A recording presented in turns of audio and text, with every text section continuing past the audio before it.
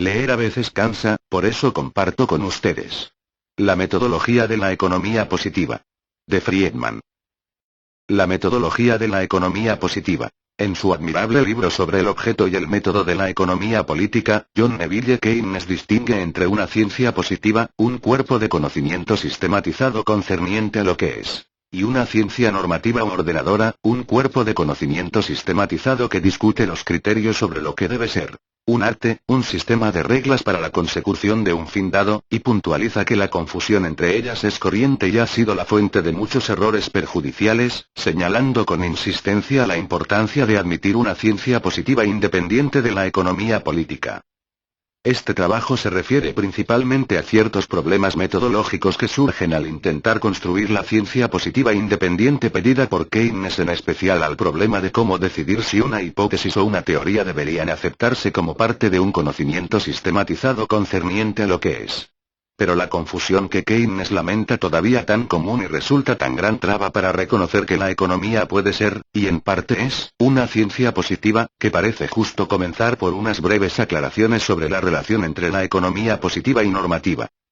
Relación entre la economía positiva y normativa. La confusión entre la economía positiva y normativa es hasta cierto punto inevitable.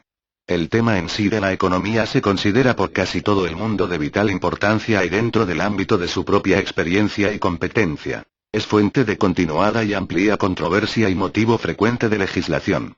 Los que se proclaman expertos a sí mismos, difícilmente puede considerárseles a ellos como desinteresados. En cualquier caso, en los temas que tanto importan, la opinión del experto apenas sería aceptada solo por la fe, incluso si los expertos fueran desapasionados y desinteresados a todas luces. Las conclusiones de la economía positiva parecen, y son, relevantes para grandes problemas normativos, para cuestiones sobre lo que debe hacerse y cómo debe conseguirse cualquier meta fijada. Tanto legos como expertos, son igualmente tentados a modelar conclusiones positivas adecuadas a preconcepciones normativas vigorosamente procesadas y desechar las conclusiones positivas, si sus deducciones normativas o lo que se dice son las deducciones normativas no son de su gusto. La economía positiva es en principio independiente de cualquier posición ética particular o de juicios normativos. Como Keynes afirma, trata con lo que es, no con lo que debe ser. Su objeto es proporcionar un sistema de generalizaciones que pueda usarse para hacer predicciones correctas sobre las consecuencias de cualquier cambio en las circunstancias. Su función debe ser juzgada por la precisión, fin y conformidad con la experiencia de las predicciones realizadas. En una palabra, la economía positiva puede ser una ciencia objetiva, precisamente en el mismo sentido que cualquiera de las ciencias físicas. Desde luego, del hecho de que la economía trate de las relaciones mutuas entre los seres humanos y de que el investigador sea a su vez parte del asunto a investigar en un sentido mucho más íntimo que en las ciencias físicas, surgen dificultades especiales al pretender lograr objetividad, al mismo tiempo que proporciona al investigador de lo social una serie de datos que no son accesibles al físico. Pero ni lo uno ni lo otro es, en mi opinión, una distinción fundamental entre los dos grupos de ciencias. La economía normativa y el arte de la economía, por otro lado, no pueden ser independientes de la economía positiva. Cualquier decisión política se apoya necesariamente en una predicción sobre las consecuencias de hacer una cosa más bien que otra, una predicción que debe estar basada implícita o explícitamente en la economía positiva. No hay, sin duda, una relación directa entre las decisiones políticas y las conclusiones de la economía positiva. Si la hubiera, no habría una ciencia normativa independiente. Dos personas pueden estar de acuerdo sobre las consecuencias de una disposición legislativa. Una puede considerarlas deseables y favorecer por ello su promulgación, la otra como indeseables y oponerse a ella.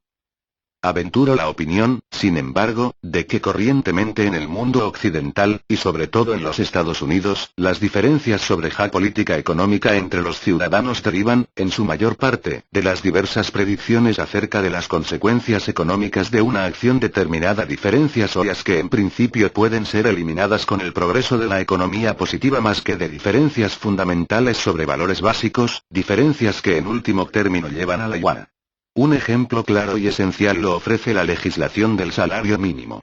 Bajo el cúmulo de argumentos ofrecidos en pro y en contra de tal legislación hay un acuerdo tácito en el objetivo de proporcionar un salario vital para todos, utilizando la ambigua frase tan corriente en tales discusiones.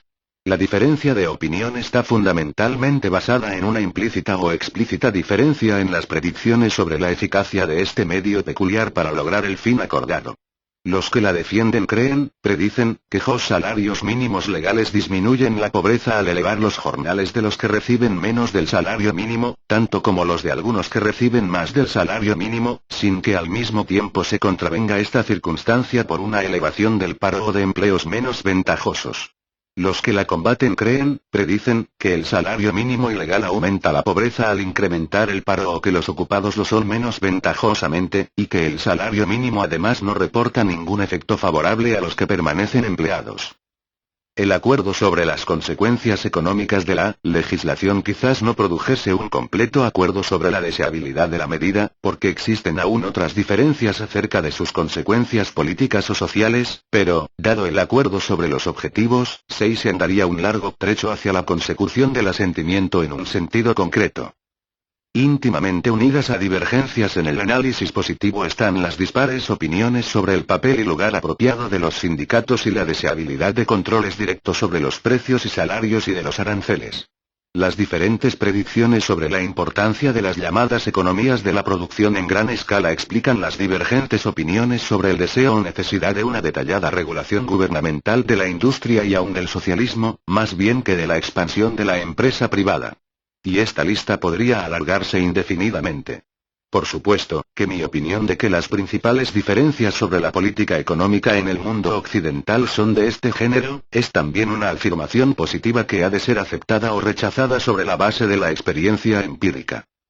Si este juicio es válido significa que un acuerdo sobre una política económica correcta depende mucho menos del progreso de la economía normativa que del progreso de una economía positiva que obtenga conclusiones que sean ampliamente aceptadas.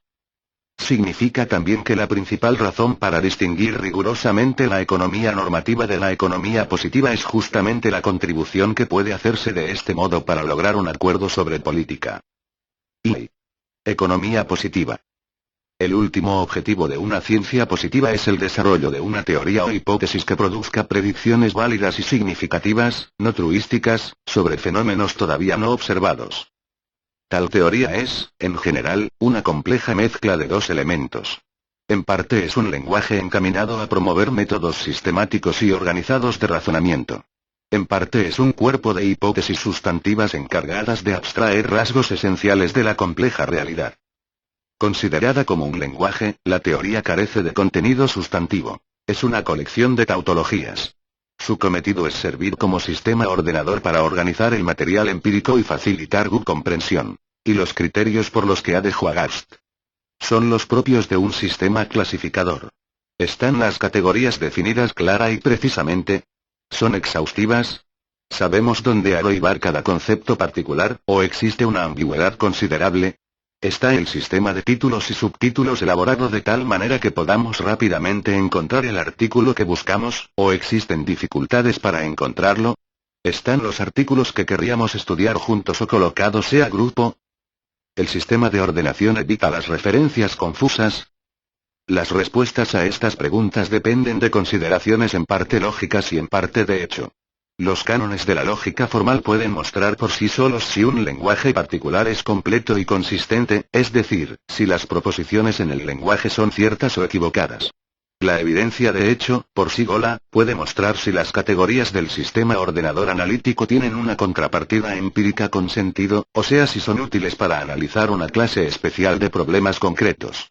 El simple ejemplo de la oferta y la demanda ilustra tanto este punto como la lista precedente de preguntas. Consideradas como elementos del lenguaje de la teoría económica, son estas las dos categorías principales en que se clasifican los factores que afectan a los precios relativos de los productos o de los factores de la producción. La utilidad de la dicotomía depende de que en cualquier investigación empírica una enumeración de las fuerzas relativas a la demanda en cualquier problema y de las fuerzas correspondientes a la oferta dé lugar a dos listas que contengan pocos artículos en común. Por ejemplo, esta generalización es válida para mercados, tales como el mercado final de un bien de consumo. En tal mercado hay una clara y rigurosa distinción entre las unidades económicas, que pueden considerarse como demandantes del producto y aquellas que pueden considerarse como oferentes. En raras ocasiones se plantea una duda grave sobre si un factor especial debería clasificarse entre los que afectan a la oferta o a la demanda. Y es muy extraño que sea preciso considerar efectos comunes. En estos casos el sencillo y mero hecho de ordenar los factores destacados bajo los epígrafes de oferta y demanda supone una gran simplificación del problema y es una efectiva salvaguardia contra las falacias que de otro modo podrían producirse. Pero la generalización no es siempre válida. Por ejemplo, no es válida para analizar las fluctuaciones diarias de los precios en un mercado esencialmente especulativo. Puede, por ejemplo, considerarse un rumor sobre un aumento de un impuesto sobre beneficios extraordinarios, como un factor determinante de la oferta de valores o de la demanda de los mismos.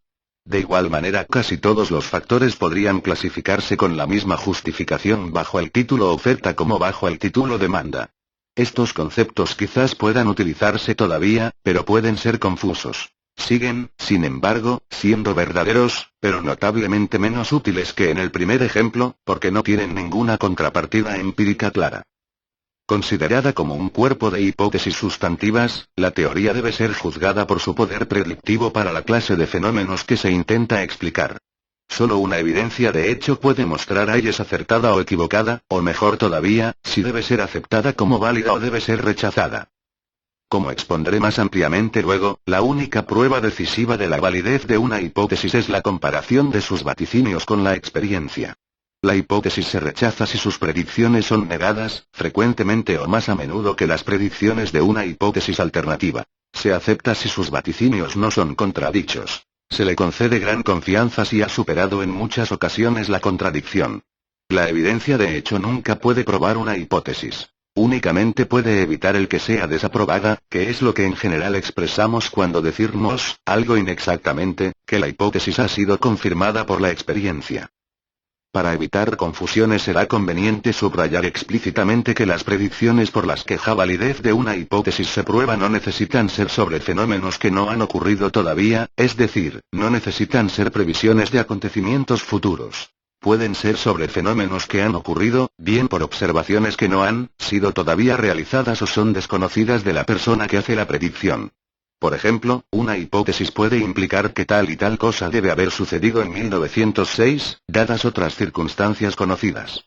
Si un análisis de los documentos revela que tal cosa sucedieron, la predicción se confirma. Si revela que tal y tal cosa no sucedieron, la predicción queda desmentida. En este sentido, la validez de una hipótesis no es por sí misma un criterio suficiente para elegir entre hipótesis alternativas. Los hechos observados son por necesidad finitos en número. Las hipótesis infinitas. Porque aun cuando una hipótesis concuerde con la evidencia utilizable existen siempre un infinito número de ellas. Por ejemplo, supongamos que un impuesto sobre el consumo de un producto determinado produce un aumento en el precio igual al importe del impuesto. Este efecto puede ocurrir en condiciones de competencia, con una curva de demanda estable y una curva de oferta horizontal y estable. Pero es también compatible con las condiciones de competencia y con una curva de oferta de inclinación positiva o negativa, con un cambio compensador en la curva de la demanda o en la curva de la oferta. Con condiciones de monopolio, siendo los costes marginales constantes, y una curva de demanda estable de la pendiente especial requerida para producir este resultado. Y así hasta infinito. La evidencia adicional disponible puede no admitir alguna de estas posibilidades, pero nunca las reducirá a una sola posibilidad capaz de ser compatible con la evidencia finita. La elección entre las hipótesis alternativas igualmente conformes con la evidencia disponible es hasta cierto punto arbitraria, aunque en general existe el acuerdo de atenerse a los criterios sencillez y fertilidad, nociones que a su vez desafían por completo una especificación objetiva. Una teoría es más sencilla cuanto menos conocimiento inicial necesita para hacer un vaticinio en un campo dado de fenómenos. Es más fértil cuanto más precisa sea la predicción resultante, cuanto más amplio sea el campo en que la teoría produce los vaticinios y cuantos más rumbos adicionales habrá a futuras investigaciones. La integridad lógica y la consistencia son esenciales, pero juegan un papel suplementario. Su función es la de asegurar lo que la hipótesis dice y que diga lo mismo para todos los que la utilizan. Juega el mismo papel que el de las pruebas en la precisión aritmética de los cálculos estadísticos. Por desgracia, pocas veces podemos comprobar los vaticinios particulares en las ciencias sociales por medio de experiencias explícitamente encaminadas a eliminar lo que se cree que constituyen las influencias entorpecedoras más importantes. En general debemos contar con la evidencia acumulada por los experimentos que han ocurrido. Pero la imposibilidad de llevar a cabo los llamados experimentos controlados no refleja, a mi entender, una diferencia básica entre las ciencias sociales y las físicas, porque no es peculiar a las ciencias sociales. Como testimonio puede citarse el de la astronomía, y porque la distinción entre un experimento controlado y otro parcialmente controlado es, en el mejor de los casos, diferencia de grado. Ningún experimento puede ser completamente controlado y, cada experiencia es parcialmente controlada, en el sentido de que algunas influencias perturbadoras son relativamente constantes durante su desarrollo. La evidencia conseguida por la experiencia es tan abundante y frecuentemente tan concluyente como la de los experimentos preparados. De este modo, la imposibilidad de llevar a cabo los experimentos no es un obstáculo fundamental para probar las hipótesis mediante el éxito de sus vaticinios. Pero tal evidencia es mucho más difícil de interpretar. Por lo común es compleja y siempre indirecta e incompleta. Su obtención es a menudo trabajosa y su interpretación requiere generalmente un análisis sutil y retorcidas cadenas de razonamientos con los que no siempre se logra una convicción real. La imposibilidad de la evidencia dramática y directa del experimento crucial entorpece la adecuada prueba de las hipótesis en la ciencia económica. Pero esto tiene menos importancia que la dificultad que esto supone para conseguir una aprobación razonablemente rápida y amplia de las conclusiones avaladas por una evidencia válida. Motiva que el rechazar una hipótesis sin éxito sea una labor lenta y difícil. Tales hipótesis rara vez son desplazadas por las buenas y renacen siempre de nuevo. Desde luego hay una considerable variación a este respecto. Ocasionalmente la experiencia proporciona una evidencia que es casi tan directa, dramática y convincente como cualquiera otra, que puedan proporcionar los experimentos controlados. Quizás el más relevante ejemplo es la evidencia ofrecida por las inflaciones sobre la hipótesis de que un incremento sustancial en la cantidad de dinero durante un breve periodo de tiempo va acompañado de un aumento en los precios. Aquí la evidencia es dramática y la cadena de razonamientos requerida para interpretar esta afirmación es relativamente breve. Sin embargo, a pesar de los numerosos casos de aumentos sustanciales en los precios y de su esencial correspondencia con los aumentos sustanciales en el total de dinero, la presencia de otras circunstancias que pueden parecer de interés, hace que cada nueva experiencia de inflación suscite fuertes contiendas y no solo entre el vulgo, sobre y el aumento en la cantidad de dinero es o bien un efecto incidental de una subida en los precios, producida por otros factores, o bien tan solo una fortuita e innecesaria concomitancia de la subida de precios.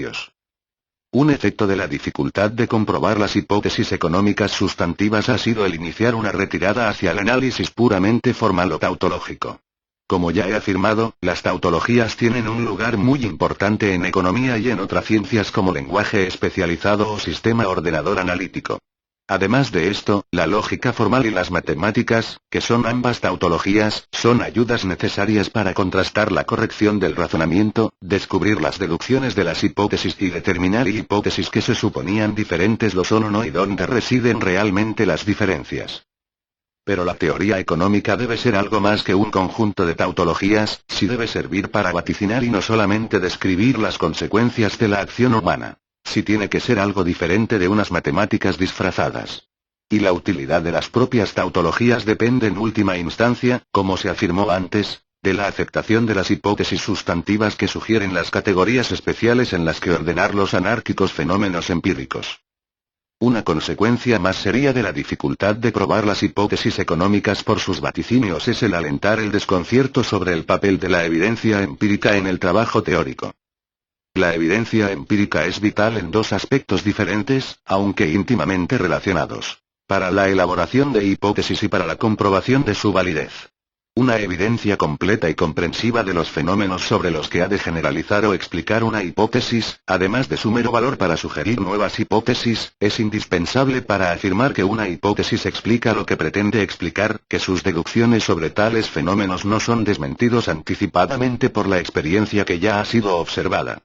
Dado que la hipótesis concuerde con la evidencia inmediata, su prueba final implica el deducir de ella nuevos hechos capaces de ser observados, pero no conocidos de antemano, y contrastar estos hechos deducidos por evidencia empírica adicional. Para que esta prueba sea esencial, los hechos deducidos deben corresponder a la clase de fenómenos que la hipótesis se propone explicar. Y deben estar lo suficientemente bien definidos para que la observación pueda demostrar si son equivocados. Los dos momentos de la elaboración de la hipótesis y la prueba de su validez están relacionados en dos aspectos diferentes. En primer lugar, los hechos particulares que entran en cada etapa son en parte una consecuencia de los datos disponibles y del conocimiento de cada investigador. Los hechos que sirven como prueba de las deducciones de una hipótesis pueden igualmente estar comprendidos entre el material informativo utilizado para construirla, y a la inversa. En segundo lugar, el proceso difícilmente parte de la nada. La llamada etapa inicial siempre requiere la comparación de las deducciones de una primera serie de hipótesis con la observación. La contradicción de las deducciones es el estímulo para la elaboración de nuevas hipótesis o la revisión de las viejas. Así, las dos etapas que son distintas metodológicamente se desarrollan siempre conjuntamente. El error sobre este proceso nace de la frase la oíase de fenómenos que la hipótesis va encaminada a explicar. La dificultad en las ciencias sociales de conseguir una evidencia para esta clase de fenómenos y para juzgar su conformidad con las deducciones de las hipótesis llevan a la tentación de suponer que otra evidencia, más fácilmente disponible, posea igual entidad para juzgar la validez de las hipótesis y así se supone que las hipótesis no solo dan lugar a deducciones, sino también poseen supuestos y que la conformidad de tales supuestos con la realidad es la prueba de la validez de la hipótesis diferente de o parecida a la prueba por las deducciones. Esta opinión ampliamente defendida, está fundamentalmente equivocada y es origen de muchos errores.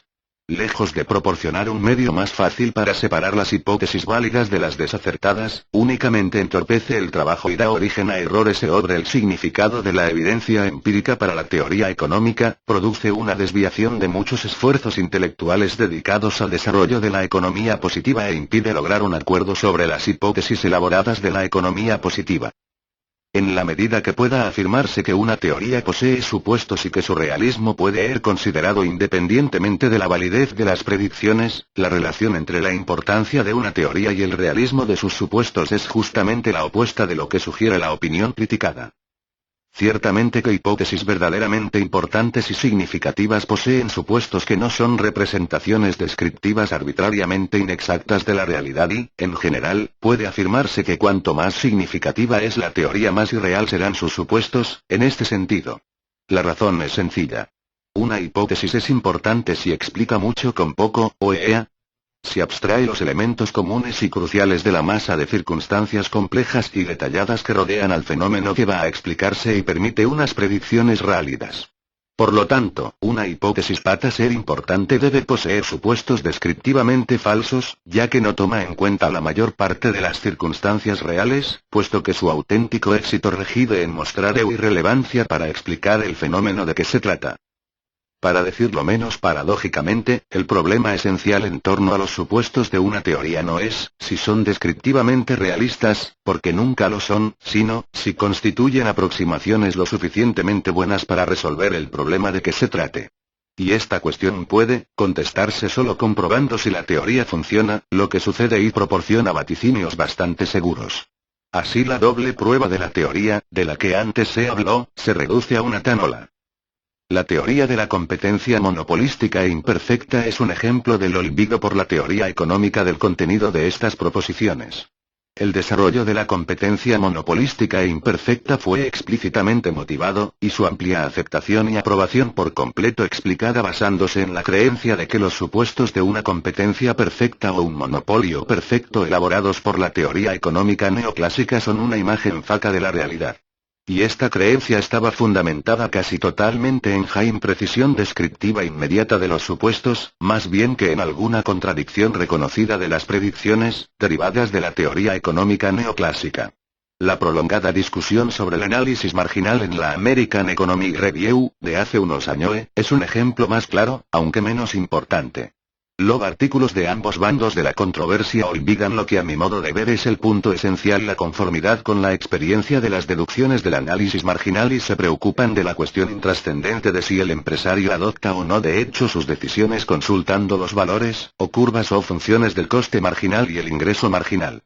Quizás estos dos ejemplos, y otro de muchos que pudieran ofrecerse, servirán para justificar una discusión más amplia de los principios metodológicos que serían apropiados a este respecto. ¿Y puede probarse una hipótesis por el realismo de sus supuestos? Podemos empezar con un sencillo ejemplo físico, la ley de gravedad.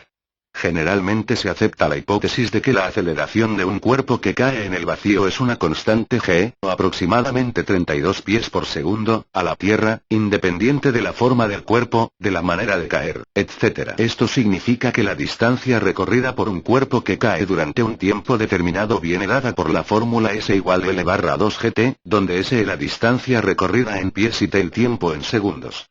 La aplicación de esta fórmula a una pelota maciza lanzada desde el tejado de una casa equivale a decir que una pelota arrojada así actúa como si estuviera cayendo en el vacío. El probar esta hipótesis por sus supuestos significa probablemente el medir la actual presión atmosférica y ver si está bastante cerca de cero. A la altura del nivel del mar la presión es de unas 15 libras por pulgada cuadrada. ¿Está el 15 lo bastante cerca de cero para juzgar la diferencia insignificante? Lo está aparentemente, mientras el tiempo que necesita para caer una pelota maciza desde el tejado de una casa hasta el suelo está muy próximo al dado por la fórmula. Supongamos, no obstante, que se arroja una pluma en lugar de una pelota maciza.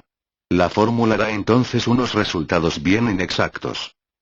Aparentemente, 15 libras por pulgada cuadrada es notoriamente diferente de cero para una pluma y no para una pelota.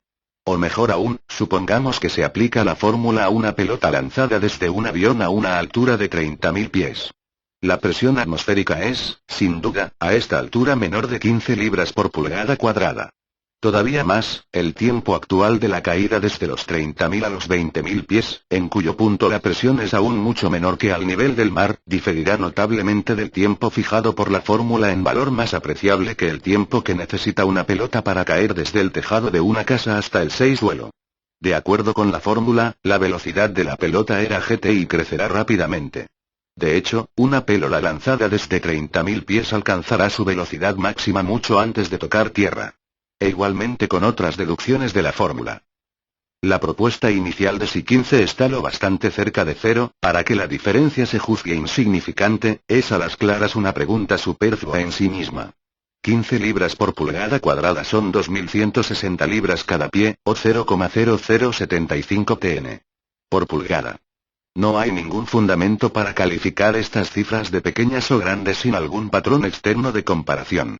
Y el único patrón de comparación de relieve es la presión atmosférica, para la que la fórmula sirve o no bajo una serie dada de circunstancias. Pero esto plantea el mismo problema en un segundo plano. ¿Qué valor debe alcanzar la diferencia entre los dos para que se justifique el decir que la teoría no sirve?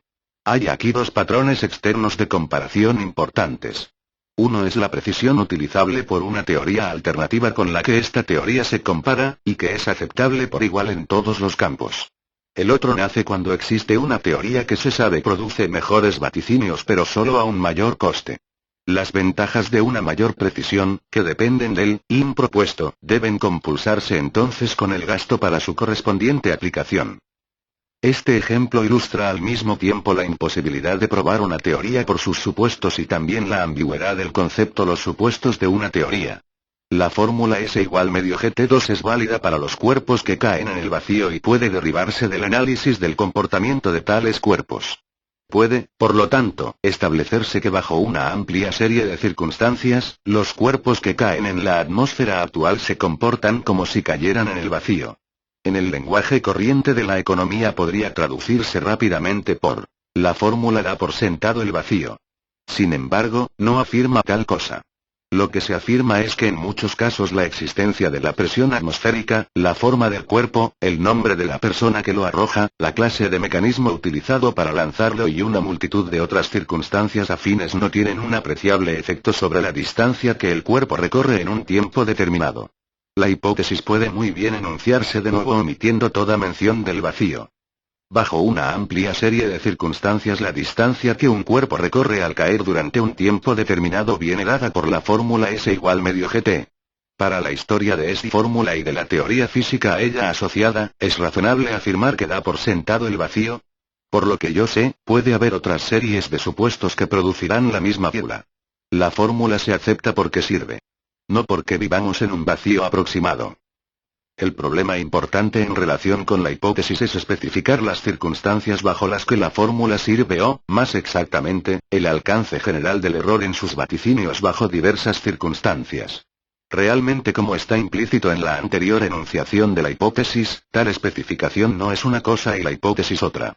La especificación es a su vez una parte esencial de la hipótesis, una parte que probablemente se revisará y extenderá a medida que la evidencia disponible aumente.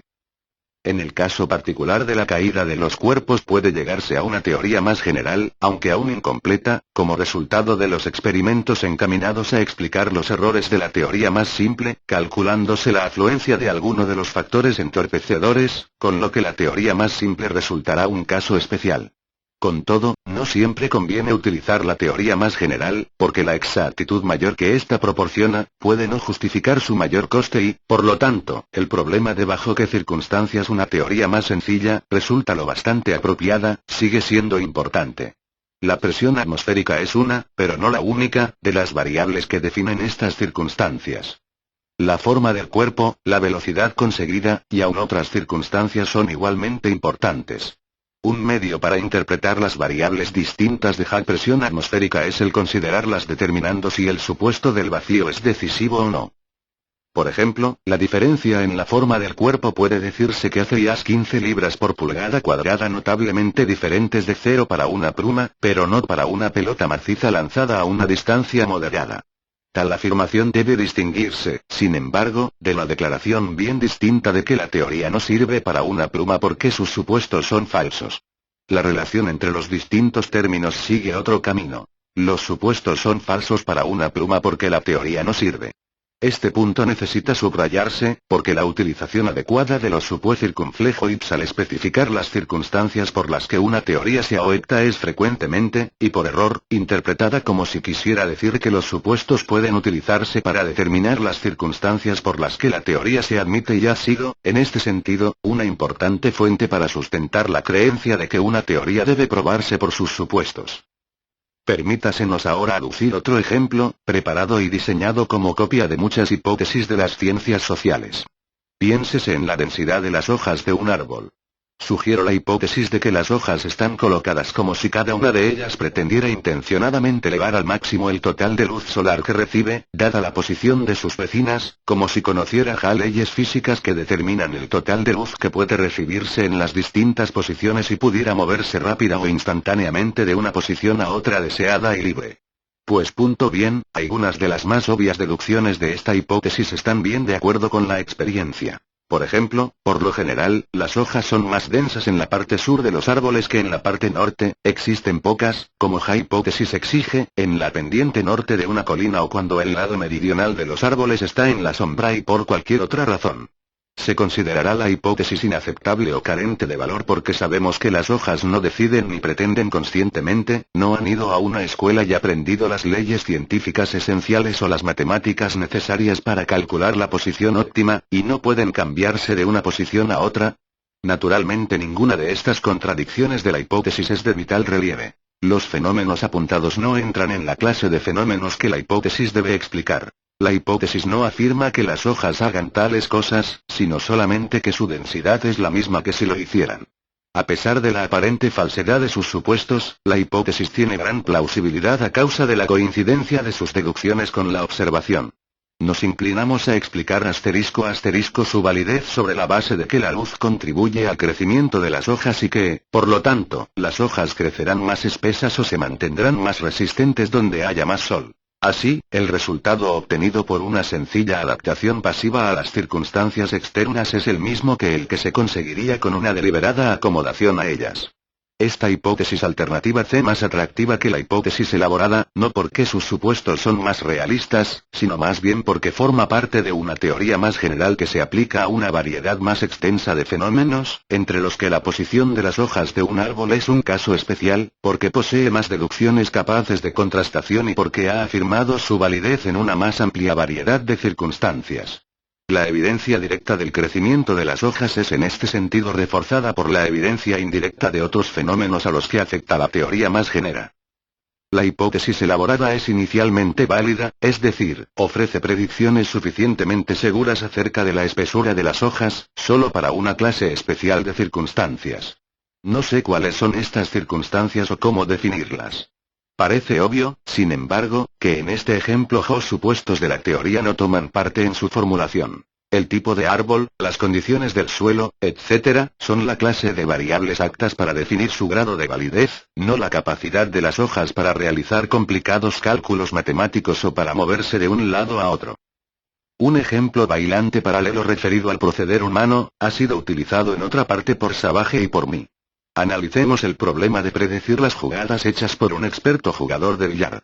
No parece disparatado en absoluto que puedan obtenerse excelentes vaticinios con la hipótesis de que el jugador hace sus tiradas como si conociera las complicadas fórmulas matemáticas que darán la mejor dirección a la bola, pudiera estimar a simple vista los mejores ángulos, etc., si describiendo la colocación de las bolas, pudiera hacer fulminantes cálculos de las fórmulas y entonces encauzar las bolas en la dirección indicada por ellas. Nuestra confianza en esta hipótesis no se basa en la creencia de que los jugadores de billar, ni los expertos, puedan realizar o realicen el proceso descrito. Deriva más de la creencia de que si por un procedimiento o por otro no fueran capaces de conseguir el mismo resultado, en definitiva, no serían unos expertos en el juego. No hay más que un paso de estos ejemplos a la hipótesis económica de que bajo una amplia serie de circunstancias las empresas particulares actúan como si pretendieran racionalmente elevar al máximo sus ingresos esperados, los llamados generalmente beneficios, y conocieran perfectamente los datos precisos para lograr con éxito su intento. Esto es, como si conocieran las funciones de coste y de demanda, calcularan el coste marginal y el ingreso marginal de todas sus actividades y las dirigiesen hasta el punto en que el coste marginal y el ingreso marginal fueran iguales. Sin duda, que los empresarios no resuelven por completo el sistema de ecuaciones simultáneas en los términos en que un economista matemático lo considera conveniente para enunciar esta hipótesis, de la misma forma que las hojas o los jugadores de billar tampoco realizan complicados cálculos matemáticos, o los cuerpos que caen deciden crear un vacío. El jugador, si se le pregunta cómo elige a dónde golpear la bola, puede contestar que lo presiente, pero al mismo tiempo frota una pata de conejo para asegurarse. Y el empresario podrá decir que calcula sobre el coste medio, teniendo en cuenta desde luego algunas pequeñas variaciones cuando el mercado lo hace necesario. Una afirmación es casi tan útil como la otra y ninguna de ambas es una prueba de la hipótesis correspondiente. La confianza en la hipótesis de la maximización de los beneficios está justificada por una evidencia de bien distinto género. Esta evidencia es en cierto modo semejante a la aducida en favor de la hipótesis del jugador de billar, porque a menos que la conducta del empresario se ajuste en un cierto sentido a la maximización de los beneficios, parece improbable que su empresa permanezca en la industria por largo tiempo. Y ello con independencia de la causa próxima y aparentemente determinante de la conducta empresarial, reacción habitual o cualquier otra. Cada vez que esta determinante próxima imponga una conducta de acuerdo con la maximización racional de los beneficios, la empresa prosperará y adquirirá recursos con los que desarrollarse. Cuando no ocurra así, la empresa tenderá a perder fuerzas y solo se mantendrá en pie por la adición de recursos ajenos. El proceso de selección natural ayuda de este modo a dar validez a la hipótesis o, mejor, dada la selección natural, la aceptación de la hipótesis puede basarse ampliamente en la idea de que sintetiza apropiadamente las condiciones para sobrevivir. Un segundo e incluso más importante conjunto de evidencias para sustentar la hipótesis de la maximización de beneficios es la experiencia de las innumerables aplicaciones de la hipótesis a problemas específicos y que sus deducciones no sean contradichas. Esta evidencia es muy difícil de documentar. Se halla dispersa en numerosos memoranduras, artículos y monografías relacionadas inicialmente con problemas específicos y concretos más bien que con la cuestión de contrastar la validez de la hipótesis. Sin embargo, el continuo uso y aceptación de la hipótesis durante un largo tiempo, y la falta de alguna alternativa coherente y autoconsistente desarrollada y aceptada por todos, es un testimonio decisivo indirecto de su valor. La evidencia para aceptar una hipótesis consiste siempre en los repetidos fracasos de su contradicción que deben acumularse en la medida en la que se utiliza la hipótesis, evidencia esta que por su misma naturaleza es difícil de documentar totalmente. Tiende a formar parte de la tradición y el folclore de una ciencia, el hecho de que las hipótesis se defiendan más bien por tenacidad que por un conjunto de ejemplos que muestren su acuerdo con los hechos. If Significado y papel de los supuestos de una teoría. Hasta aquí nuestras conclusiones sobre la importancia de los supuestos de una teoría han sido casi enteramente negativas. Hemos visto que una teoría no puede probarse por el realismo de sus supuestos y que el auténtico concepto de los supuestos de una teoría está rodeado de vaguedad.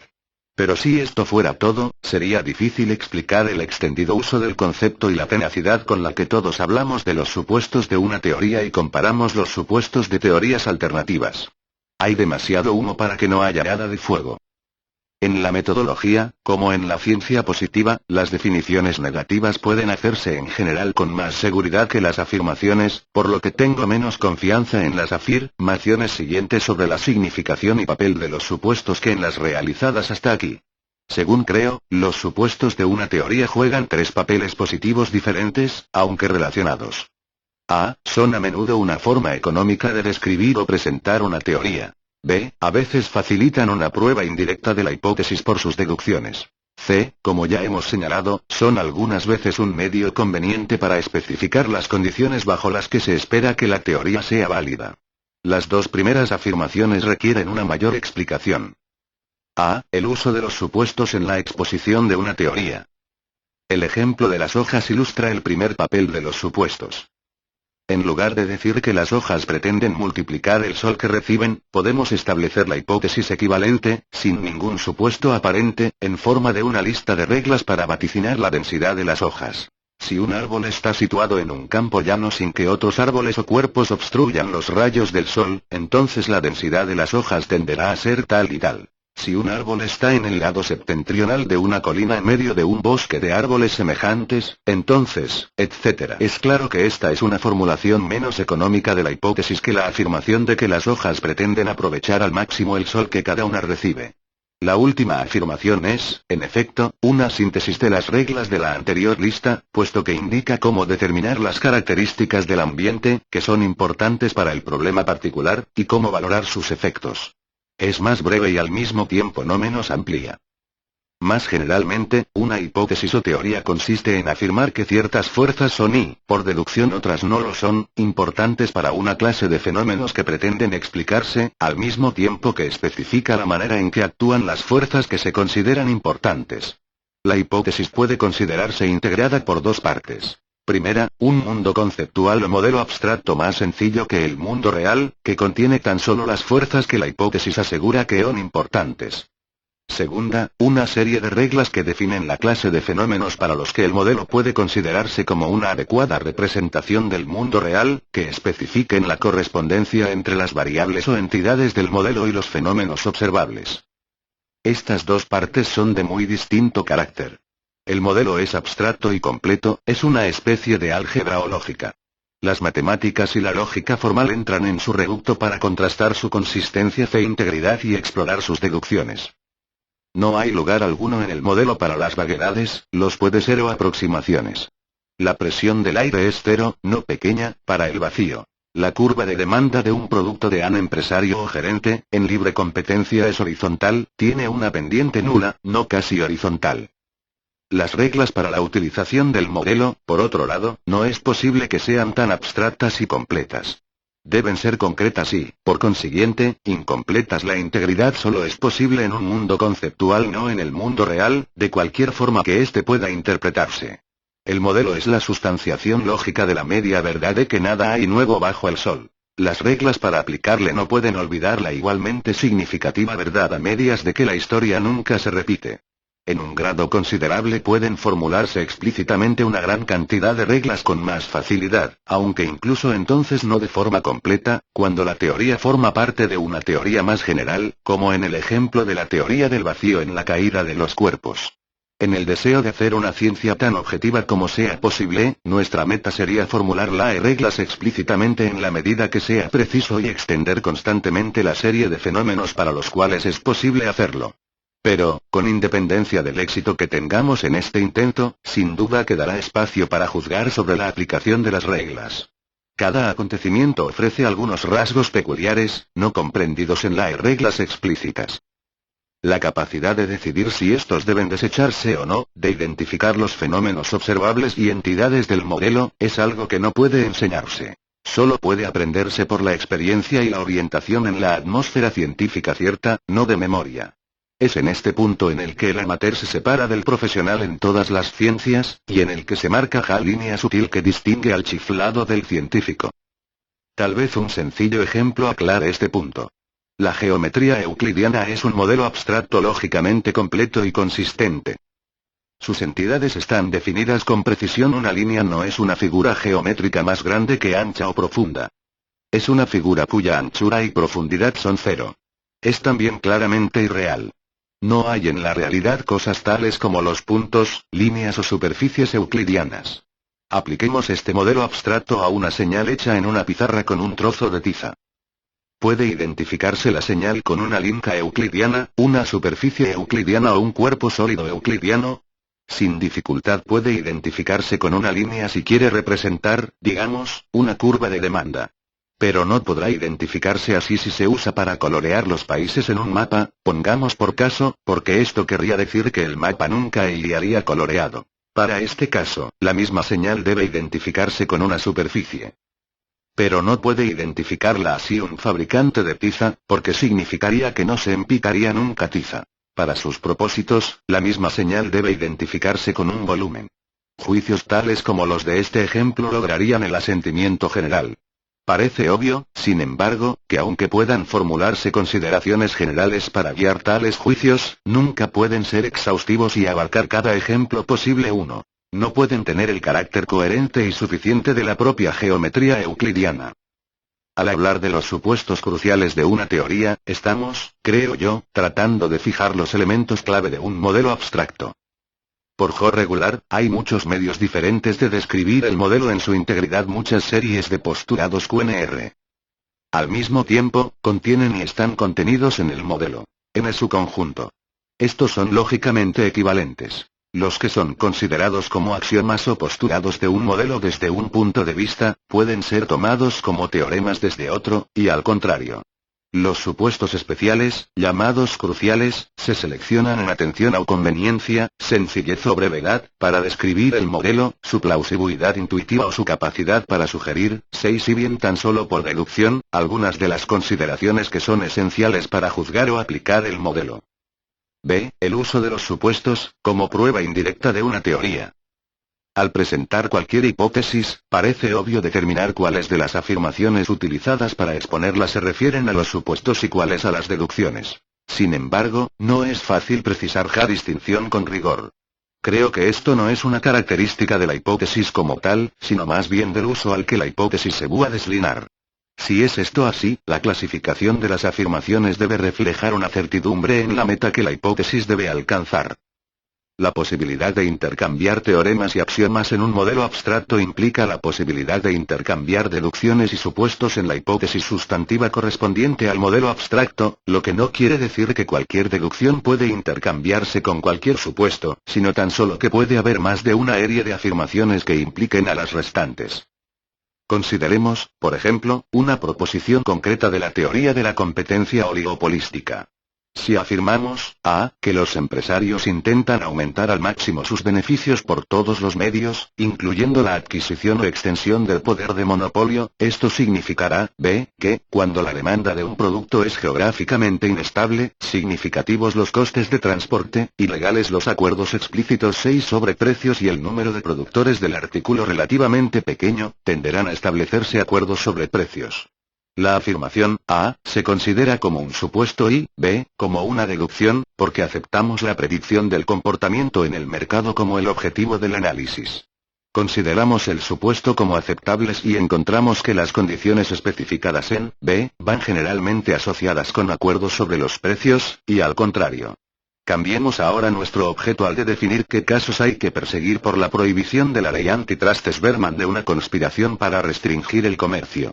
Si afirmamos ahora, c, que los acuerdos sobre precios son una deliberada maquinación para facilitar la conclusión bajo las condiciones detalladas en b, esto significa decir, d, que los empresarios que participan en el acuerdo sobre unos precios determinados están de acuerdo en una conspiración para restringir el comercio.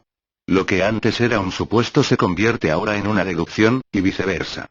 El supuesto C será válido si los empresarios que participan en un acuerdo sobre precios ofrecen de su conducta la evidencia, en forma de cartas, memorándums o similares, de lo que los tribunales consideran como una conspiración para restringir el comercio. Imaginemos que la hipótesis IGNE tende el primer objetivo, a saber, la predicción de la conducta del mercado. No se sigue claramente de ello que sirva para el segundo objetivo, es decir, predecir si hay evidencia bastante de una conspiración para restringir el comercio que justifique una intervención judicial. Y, al revés, si se ajusta al segundo objetivo no se infiere que lo haga al primero. Sin embargo, a falta de otra evidencia, el éxito de la hipótesis para un objetivo para explicar una clase de fenómenos nos dará una mayor confianza en que la hipótesis sea conveniente para otro objetivo, para explicar otra clase de fenómenos. Mucho más difícil es precisar la cantidad de crédito que la hipótesis merece. Ello depende de las relaciones que consideremos existen entre las dos clases de fenómenos que a su vez depende, de un modo complejo, de formas semejantes de la evidencia indirecta, o sea, de nuestra experiencia de otras conexiones para explicar con teorías sencillas fenómenos que son diversos. Para decirlo más generalmente, los que llamamos los supuestos de una hipótesis pueden utilizarse para conseguir alguna evidencia indirecta para la aceptación de la hipótesis, en la medida en la que los mismos supuestos pueden considerarse como deducciones de la hipótesis, y, por lo tanto, su adecuación con la realidad como un impedimento para la contradicción de algunas deducciones o en tanto que los supuestos posean otras deducciones de la hipótesis susceptibles de una observación empírica. La razón de que esta evidencia sea indirecta es que los supuestos o deducciones se refieren casi siempre a una clase de fenómenos diferentes de la clase de los que la hipótesis está destinada a explicar. En realidad, como apuntábamos antes, este parece ser el criterio eje que utilizamos para decidir qué declaraciones calificar de supuestos y cuáles de deducciones. El peso que haya de concederse a esta evidencia indirecta depende de lo íntimamente relacionadas que juzguemos están las dos clases de fenómenos. Otro medio por el que los supuestos de una hipótesis pueden facilitar su comprobación indirecta es manifestando su parentesco con otras hipótesis, y de este modo confirmar su validez a través de la validez de las hipótesis en cuestión. Por ejemplo, una hipótesis se formula para una clase especial de comportamiento. Esta hipótesis puede enunciarse sin especificar ningún supuesto, como es corriente. Pero supongamos que puede demostrarse que es equivalente a una serie de supuestos incluidos en el que el hombre busca su propio interés. La hipótesis conquista entonces plausibilidad indirecta por el éxito que para explicar otra clase de fenómenos tiene otra hipótesis que asimismo hace dicho supuesto. A fin de cuentas, Hockey se supone no carece por completo de precedentes ni ha fracasado en otras pruebas. En efecto, el establecimiento de supuestos para poner de relieve la relación entre hipótesis aparentemente diferentes, es un paso hacia una hipótesis más general. Este género de evidencia indirecta obtenida de hipótesis relacionadas, explica en gran medida la diferencia en la confianza otorgada a hipótesis concretas por la gente con ideas dispares. Consideremos, por ejemplo, la hipótesis de que la extensión de la segregación racial o religiosa en la ocupación dentro de una región o industria especiales está íntimamente ligada al grado de monopolio en la industria o región de que se trate. Esto es, si la industria es competitiva, la discriminación será considerable solo si la raza o religión de los empleados afecta tanto al deseo de trabajo de los restantes empleados o a la aceptación del producto por los compradores, y no tendrá relación con los prejuicios de los empresarios. 19. Esta hipótesis quizá convenza más al economista que al sociólogo. Puede decirse que supone el deseo de maximizar el beneficio de los empresarios en las industrias competitivas. Y este supuesto opera satisfactoriamente en una amplia variedad de hipótesis en economía, en relación con los fenómenos de masa que forman su objeto de estudio. Es, por tanto, posible que al economista le parezca razonable que la hipótesis pueda operar también en este caso. Por otro lado, las hipótesis a las que el sociólogo está acostumbrado son de modelo o mundo ideal diferente, en el que la maximización empresarial de beneficios juega un papel mucho menos importante. La evidencia indirecta disponible para el sociólogo en esta hipótesis es mucho menos favorable que la evidencia indirecta que obtiene el economista. El sociólogo habrá de considerarla, por lo tanto, con mayor suspicacia. Desde luego, ni la evidencia del economista ni la del sociólogo son concluyentes. La prueba decisiva es que la hipótesis opere en los fenómenos que pretende explicar. Pero quizá se requiera un primer criterio antes de que se lleve a cabo ninguna prueba satisfactoria de este tipo, porque tal vez, no pueda hacerse la prueba concluyente en un futuro próximo, en cuyo caso el criterio tendrá que basarse en la inadecuada evidencia disponible. Pero incluso aunque tal prueba pueda realizarse, las ideas de los científicos no son despreciables para juzgar la validez de su análisis. Nunca hay una certeza en la ciencia y el peso de la evidencia en pro o en contra de una hipótesis nunca puede señalarse objetivamente por completo.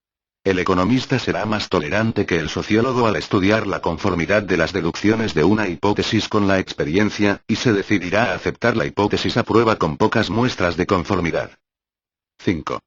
Algunas implicaciones para los principios económicos. Los principios metodológicos abstractos que hemos estado discutiendo guardan una relación directa con la perenne crítica de la teoría económica ortodoxa como irreal y con los intentos realizados para formular una teoría que afronte esta crítica. La economía es una ciencia lúgubre porque considera al hombre como un egoísta y sacacuartos, un brillante calculador de los placeres y las penas, que oscila como un glóbulo homogéneo del deseo de felicidad bajo el impulso de estímulos que lo desplazan del lugar, pero que lo dejan intacto. Descansa en una psicología anticuada y debe reconstruirse con cada nuevo avance. Huele a psicología. Supone que los hombres, o por lo menos los empresarios, están en un continuo estado de alerta, dispuestos a cambiar los precios o las reglas de fijación de precio en cuanto su intuición sensible se apercibe de un cambio en las condiciones de oferta y demanda. Da por sentado que los mercados son perfectos. La competencia perfecta y las mercancías, trabajo y capital homogéneos. Como hemos visto, la crítica de este tipo está fuera de lugar si no va acompañada por la evidencia de que una hipótesis diferente en uno u otro aspecto de la teoría que se critica proporciona mejores predicciones para una amplia serie de fenómenos. Sin embargo, la mayor parte de tal crítica no se complementa, es decir, se basa casi por entero en las discrepancias entre los supuestos y el mundo real. Un ejemplo muy claro lo proporcionan las recientes críticas sobre la hipótesis de la maximización de beneficios en el sentido de que los empresarios no actúan, y realmente no pueden actuar, como la teoría supone que lo hacen. La evidencia citada para apoyar este aserto se toma casi siempre o bien de las respuestas que dan los empresarios a las preguntas sobre los factores que afectan a sus decisiones, un procedimiento de probar las proposiciones económicas comparable al de probar las teorías sobre la longevidad preguntando a los octogenarios lo que hicieron para vivir tanto, o bien de los estudios descriptivos de la adopción de decisiones de las empresas. Poca o ninguna evidencia se cita sobre la conformidad de la conducta de los empresarios en el mercado, lo que hacen más bien que lo que dicen con las 6 deducciones de la hipótesis que se critica, por una parte, y las 6 de una hipótesis alternativa por otra. Una teoría o sus supuestos no pueden posiblemente ser totalmente realistas en el sentido descriptivo e inmediato dado frecuentemente a este término. Una teoría completamente realista del mercado de trigo tendría que incluir no solo las condiciones directamente relacionadas con la oferta y la demanda del trigo, sino también la clase de moneda o instrumentos de crédito empleados para hacer los cambios. Las características personales de los comerciantes de trigo, tales como el color de los ojos y el pelo de cada uno, sus antecedentes y educación, el número de miembros de su familia, sus características, antepasados y educación, etc. La calidad del suelo en que cultiva el trigo, sus características físicas y químicas, el tiempo predominante en la realización de la cosecha. Las características personales de los cultivadores de trigo y de los compradores que en último lugar lo utilizarán. Y así indefinidamente. Cualquier intento de lograr este tipo de realismo puede estar seguro que conseguirá una teoría perfectamente inútil. Sin duda, la idea de una teoría del todo realista es en parte un fantasma. Ningún crítico de una teoría aceptaría este extremo lógico como objetivo. Diría que los supuestos de la teoría criticada eran demasiado irreales y que su objetivo era lograr una serie de supuestos que fuesen más reales, aunque no lo completa y servilmente como los que antes se han expuesto. Pero en tanto que la prueba de realismo sea la seguridad descriptiva de los supuestos percibida directamente como, por ejemplo, la observación de que los negociantes no parecen ser tan avariciosos, dinámicos o lógicos como los pinta la teoría del marginalismo, o que sería completamente impracticable en las presentes condiciones que el director de una empresa multiforme con una planta en la que se acometan varios procesos productivos intentar igualar los costes marginales y los ingresos marginales de cada factor productivo, no hay razón para hacer tal distinción. Es decir, para cortar el discurso en el espantapájaros descrito en el párrafo anterior. ¿Cuál es el criterio por el que juzgar si una desviación del realismo es o no aceptable?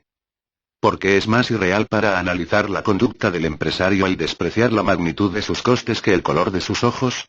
La respuesta obvia es que la primera variable afecta más a la conducta del empresario que la segunda. Pero no hay medio de saber que esto es así observando que los empresarios tienen costes de diferentes magnitudes y ojos de diferente color. Solo puede saberse comparando el efecto de la discrepancia entre la conducta real y la vaticinada al tomar un factor u otro en cuenta. Incluso los defensores más extremados de los supuestos realistas se ven obligados de este modo, por necesidad, a desechar su propio criterio y aceptar la prueba por predicción cuando clasifican supuestos alternativos como más o menos realistas. La confusión básica entre la precisión descriptiva y pertinencia analítica que se halla detrás de muchas de las críticas sobre la teoría económica en el plano de que sus supuestos son irreales, de la misma forma que la plausibilidad de las opiniones que conducen a esta confusión, son al propio tiempo notablemente ilustradas por una nota al parecer inocua de un artículo sobre la teoría del ciclo económico que dice que los fenómenos económicos son variados y complejos, por lo que cualquier teoría completa del ciclo económico que pueda aplicarse a la realidad debe ser muy complicada. Una hipótesis fundamental de la ciencia es que las apariencias son engañosas y que hay un medio de mirar, interpretar u organizar la evidencia que revelará que fenómenos superficialmente desconectados y diversos son manifestaciones de una estructura más fundamental y relativamente sencilla. Y la prueba de esta hipótesis, como la de cualquier otra, aún sus resultados una prueba que la ciencia ha aportado siempre. Si una clase de fenómenos económicos se muestran variados y complejos hay que suponerlo, porque carecemos de una teoría adecuada para explicarlos. Los hechos conocidos no pueden ponerse a un lado, y una teoría aplicable completamente a la realidad, a otro. Una teoría es el medio por el que percibimos los hechos y no podemos percibirlos sin una teoría. Cualquier afirmación de que los fenómenos económicos son variados y complejos niega el estado de conocimiento que hace la actividad científica significativa. Corre parejas con el justamente ridiculizado aserto de John Stuart Mill. Afortunadamente nada hay en la teoría del valor que pueda mejorarse. La teoría es hoy, 1848, completa. La confusión entre la precisión descriptiva y la pertinencia analítica ha conducido no solo a la crítica de la teoría económica en cuestiones bien intranscendentes, sino también al desconocimiento de la teoría económica y desviación de los esfuerzos para corregir los supuestos defectos. Los tipos ideales de los modelos abstractos desarrollados por los teóricos de la economía se han considerado como categorías estrictamente descriptivas, encaminadas a coincidir directa y completamente con entidades del mundo real, independientemente del propósito con el que el modelo debería utilizarse. Las obvias discrepancias han conducido a intentos necesariamente fracasados para construir teorías a base de categorías que se intentaban fueran completamente descriptivas. La mejor ilustración de esta tendencia quizás sea la interpretación dada a los conceptos de competencia perfecta y monopolio y el desarrollo de la teoría monopolística o competencia imperfecta. Se dice que Marshall supuso la competencia perfecta. Tal vez esto sea cierto. El lector podrá buscar largo y tendido y le anticipo que sin éxito para encontrar en Marshall el supuesto explícito de la competencia perfecta o alguna afirmación de que en un sentido descriptivo el mundo compone de firmas atomísticas enlazadas en perfecta competencia. Más bien encontrará que Marshall dice que en un extremo están los mercados mundiales en los que la competencia actúa directamente desde todos los puntos del globo, y en el otro mercados apartados de toda competencia directa, en que está ausente, si bien la competencia indirecta y transmitida pueda hacerse sentir. Y entre estos dos extremos se halla una gran cantidad de mercados que el economista y el hombre de negocios tienen que estudiar. Marshall tomó el mundo como es. Intentó construir un mecanismo para analizarlo y no su reproducción fotográfica. Al analizar el mundo como es, Marshall construyó la hipótesis de que, para muchos problemas, las empresas podrían agruparse en industrias de tal forma, que las semejanzas entre las 888 en cada grupo fueran más importantes que sus diferencias. Estos son problemas en los que el elemento esencial es que un grupo de empresas esté afectado igualmente por algún estímulo o un cambio común en la demanda de sus productos, por ejemplo, o en la oferta de factores. Pero esto no servirá para todos los problemas. El elemento principal para eso, 6 puede ser el efecto diferencial sobre las empresas privadas. Una libra esterlina modelo abstracto que corresponde a esta hipótesis contiene dos tipos ideales de empresas. Empresas competidoras atomísticamente, agrupadas en industrias y empresas monopolísticas. Una empresa es competitiva si la curva de demanda para su producción no es infinitamente elástica con respecto a su propio precio para algún precio y toda la producción, dados los precios de las otras empresas. Pertenece a una industria definida como un grupo de empresas que fabrican un solo producto. Un producto se define como una colección de unidades perfectamente sustituibles para los compradores de forma que la elasticidad de la demanda para la producción total de una empresa, con respecto al precio de otra empresa en la misma industria, es infinito para algunos precios y algunas producciones totales. Una empresa es monopolística si la curva de demanda para su producción no es infinitamente elástica en algún precio para toda la producción. Si este es monopolista, la empresa coincide con la industria. Como siempre, la hipótesis en su totalidad no está formada solo por este modelo abstracto y sus tipos ideales, sino también por una serie de reglas en gran parte implícitas, para identificar las empresas reales con uno u otro de los tipos ideales y para clasificar las empresas en industrias. Los tipos ideales no intentan ser descriptivos. Están destinados a separar las características que son cruciales para un problema especial. Aun cuando pudiéramos estimar directa y precisamente la curva de la demanda del producto de una empresa, no podríamos proceder inmediatamente a la clasificación de la empresa como auténticamente competitiva o monopolística en relación a si la elasticidad de la curva de demanda es infinita o no. Ninguna curva de demanda observada será jamás precisamente horizontal, por lo que la elasticidad estimada era siempre finita. La cuestión esencial es siempre si la elasticidad es lo suficientemente grande como para considerarla infinita, pero esta es una pregunta que no se puede contestar tajantemente en términos del valor numérico de la misma elasticidad, lo mismo que no podemos decir tampoco si una presión atmosférica de 15 libras por pulgada cuadrada está lo suficientemente cerca de cero para utilizar la fórmula S igual medio GT2. Del mismo modo, no podemos calcular las elasticidades cruzadas de la demanda y clasificar entonces las empresas en industrias atendiendo a si hay una diferenciación en las elasticidades cruzadas de la demanda. Como dice Marshall, la cuestión de dónde deben colocarse las líneas divisorias entre las distintas mercancías y industrias, debe fijarse por la conveniencia en cada caso particular. Todo depende del problema. No hay inconsistencia al considerar la misma empresa como si fuera un competidor perfecto para un problema y un monopolio para otro, como tampoco lo hay en tomar la misma señal de tiza como una línea euclidiana para un problema, a una superficie euclidiana para un segundo y un sólido euclidiano para un tercero. El valor de la elasticidad y elasticidad cruzada de la demanda, el número de empresas que elaboran productos semejantes físicamente, etc., son todos hechos importantes porque esta no pueden estar entre las variables utilizadas para definir la correspondencia entre las entidades, ideales y reales bajo las que la teoría se mantiene lo bastante bien. Pero no proporcionan, de una vez y para siempre, una clasificación de las empresas en competitivas y monopolréticas. Un ejemplo puede ayudar a aclarar este punto. Supongamos que el problema es determinar el efecto producido sobre los precios al por menor de los cigarrillos por un aumento, que se espera sea permanente, del impuesto federal sobre los cigarrillos. Aventuro la predicción de que pueden obtenerse muy certeros resultados considerando las empresas de cigarrillos como si elaboraran un producto igual y operaran en perfecta competencia. Desde luego, en tal caso tendría que hacerse algún convenio sobre el número de cigarrillos Chesterfield que se consideran equivalentes a un Marlboro. Por otro lado, la hipótesis de que las empresas de cigarrillo se comportarían como si fueran competidoras perfectas habría sido una falsa guía de sus reacciones ante el control de precios de la Segunda Guerra Mundial, y esto, sin duda, hubiera sido reconocido antes del acontecimiento. Los costes de las compañías de cigarrillos deben haber subido durante la guerra. Bajo tales circunstancias, unos competidores perfectos hubieran reducido la cantidad ofrecida a la venta al precio que existía antes.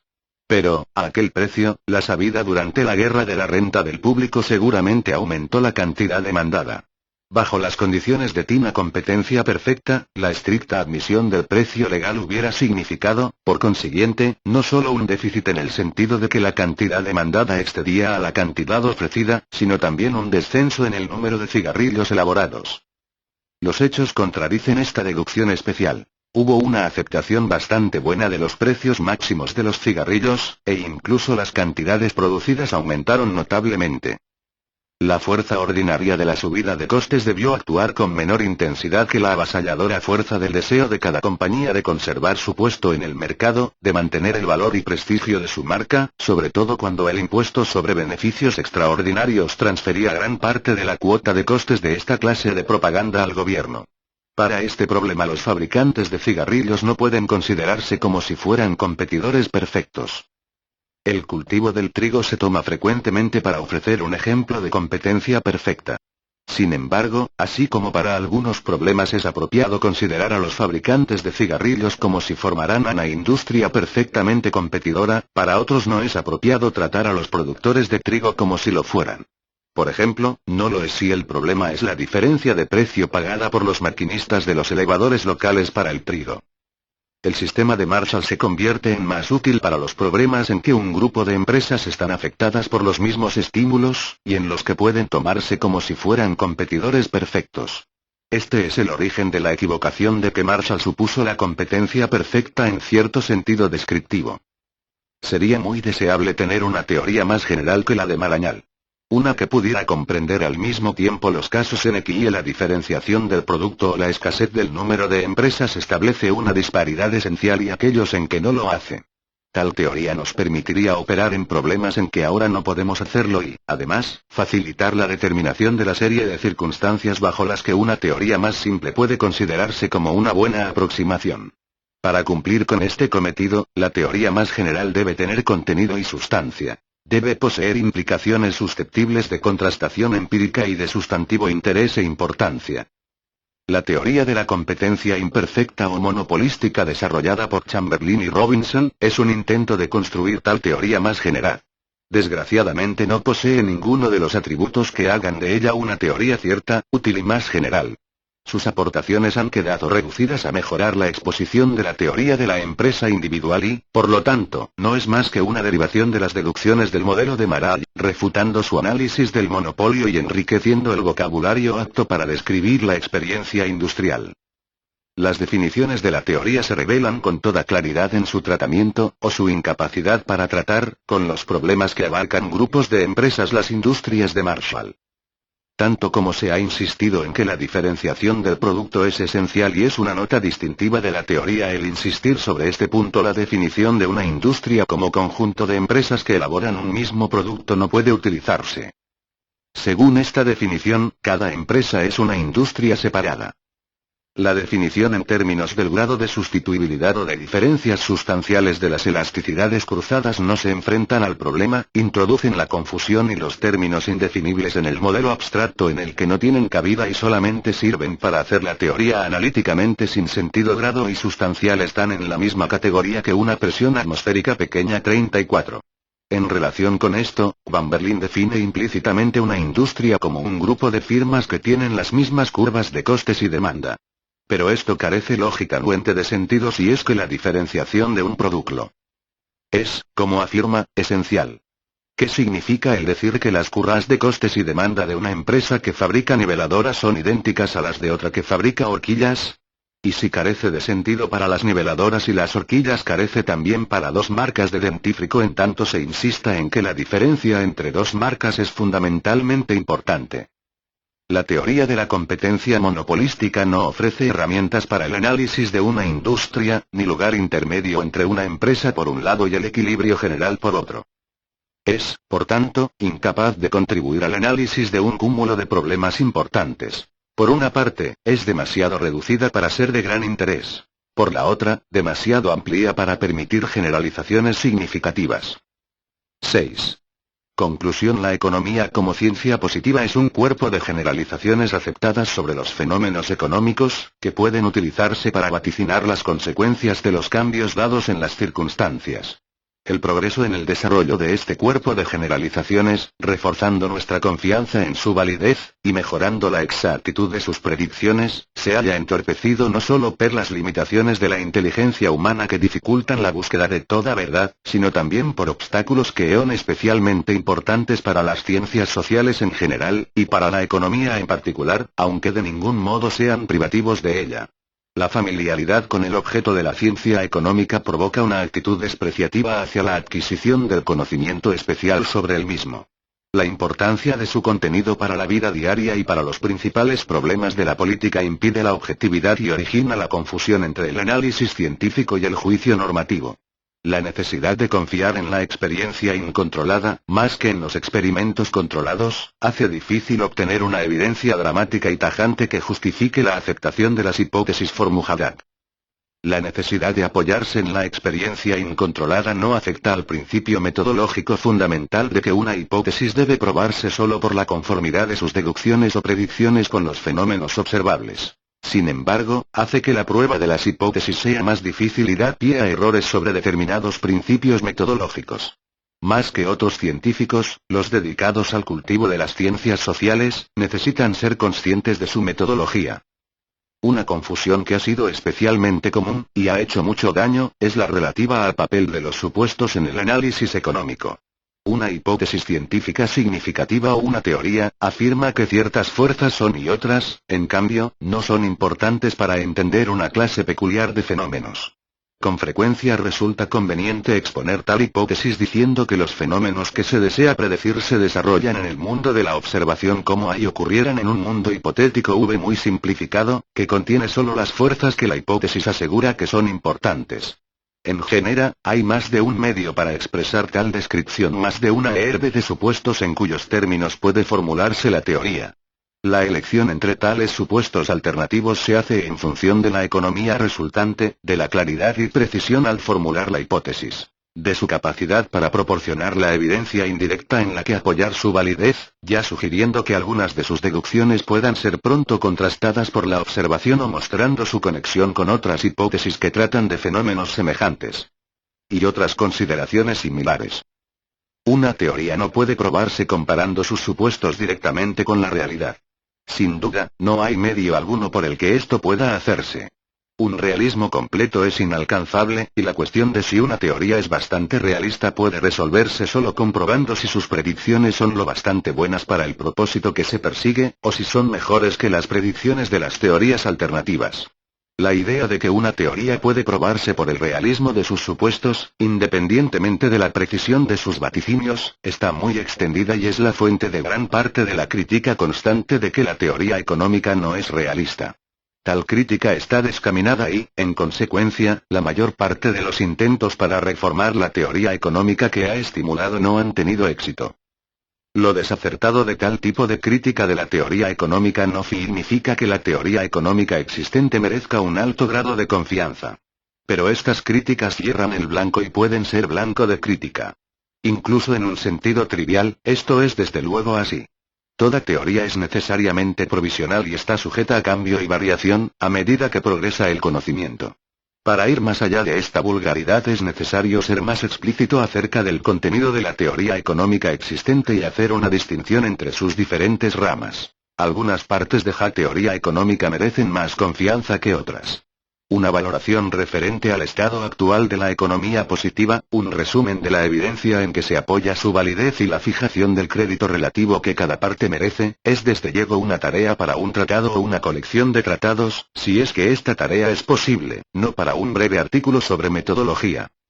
Lo único que aquí podemos hacer es la exposición sumaria de un punto de vista personal. La teoría existente de los precios relativos encaminada a explicar la distribución de los recursos entre fines alternativos y la distribución del producto entre los recursos cooperantes a su obtención que alcanzó casi su forma actual en los Principies of Economics, de Mareal, me parece a un tiempo muy provechosa y merecedora de mucha confianza para el sistema económico que caracteriza a las naciones occidentales. A pesar de la apariencia de gran controversia, sucede lo mismo con la teoría existente de la estática monetaria, ocupada en explicar un nivel estructural o secular de los precios absolutos, el producto total y otras variables de la economía en su conjunto, que ha revestido la forma de la teoría cuantitativa como su núcleo básico en todas sus principales variantes desde David Hume hasta la escuela de Cambridge, a Irving Fisher y a John Maynard Keynes. La parte más débil y menos satisfactoria de la teoría económica actual me parece que está en el campo de la dinámica monetaria, preocupada con el progreso de adaptación de la economía en conjunto a cambios en las condiciones y por ello con fluctuaciones a corto plazo en la actividad total. En este terreno todavía no tenemos una teoría que pueda llamarse con propiedad la teoría existente de la dinámica monetaria. Sin duda, aún en la teoría de los precios relativos y del análisis monetario estático hay un enorme espacio para extender su objeto y mejorar la precisión en la teoría existente. En especial, el erróneo énfasis en el realismo descriptivo de los supuestos, ha contribuido a descuidar el problema crítico de determinación de los límites de la validez de las diversas hipótesis que reunidas forman la teoría económica existente en estos dos sectores. Los modelos abstractos que corresponden a estas hipótesis han sido elaborados con gran detalle y han ganado mucho en rigor y precisión. El material descriptivo sobre las características de nuestro sistema económico y sus operaciones ha sido reunido en una escala 6 sin precedentes. Todo esto está muy bien. Pero, si vamos a utilizar de verdad estos modelos abstractos y material descriptivo, debemos tener una experiencia semejante de los procedimientos para determinar cuál es el mejor modelo abstracto que debe usarse para cada clase especial de problemas, qué entidades del modelo abstracto han de identificarse con las entidades observables y qué rasgos del problema o de las circunstancias tienen mayor efecto en la precisión de los vaticinios realizados por cada modelo particular o teoría. El progreso en la economía positiva requerirá no solo la prueba y elaboración de las hipótesis existentes, sino también la construcción de otras nuevas. Hay poco que decir sobre este problema en un plano formal. La construcción de hipótesis es un autocreador de inspiración, intuición e invención. Su esencia es la visión de algo nuevo en el material conocido. El proceso puede explicarse por categorías psicológicas, no lógicas. Estudiarse en autobiografías y biografías, no en tratados o métodos científicos. Y estimularse por máximas y ejemplos, no por silogismos o teoremas. Milton Friedman.